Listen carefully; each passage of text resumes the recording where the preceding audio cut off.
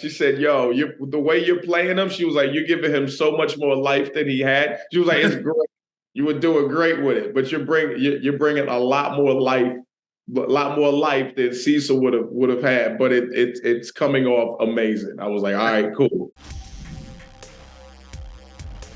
Jay, fantastic job on this film, man. Brilliant performance. I absolutely love the film.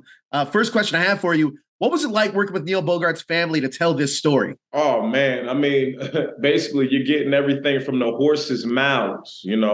They were around during that time of rock and roll. They were kids when it was happening, so they remember. They remember the artists coming to the house. They remember the crazy parties. They remember. They remember how how off the handles everything was. So to sit there and have them as a source was just beautiful. It just made it easier for us as actors just to get everything done.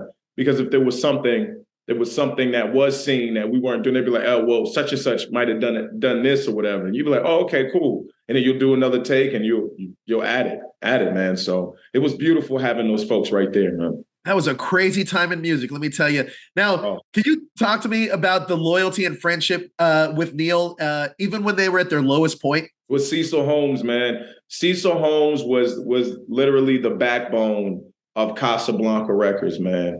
And anything that Neil wanted to do, he was right there with him. And that's how I played the character, because I didn't talk to Cecil, but I was told by Tim.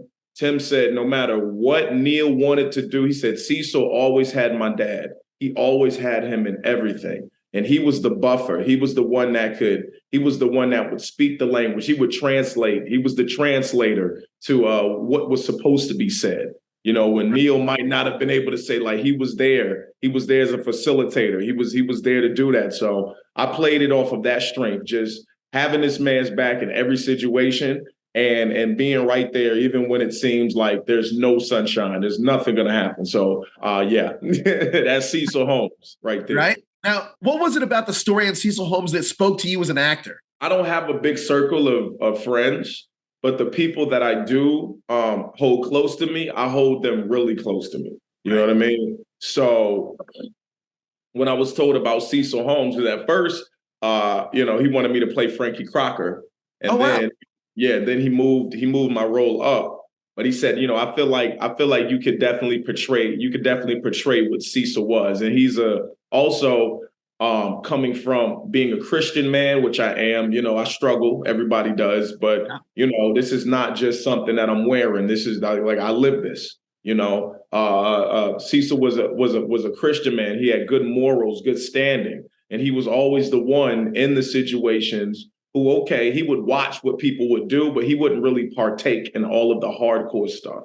We might have smoked a J or whatever, but that's normal. When it came to all the rest of the extremes, he didn't mess with that.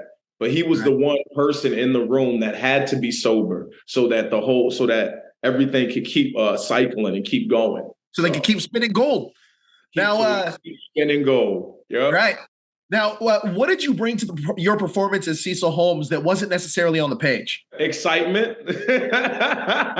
Because I was told that I think Janice told me this. She said, "Yo, the way you're playing him," she was like, "you're giving him so much more life than he had." She was like, "It's great.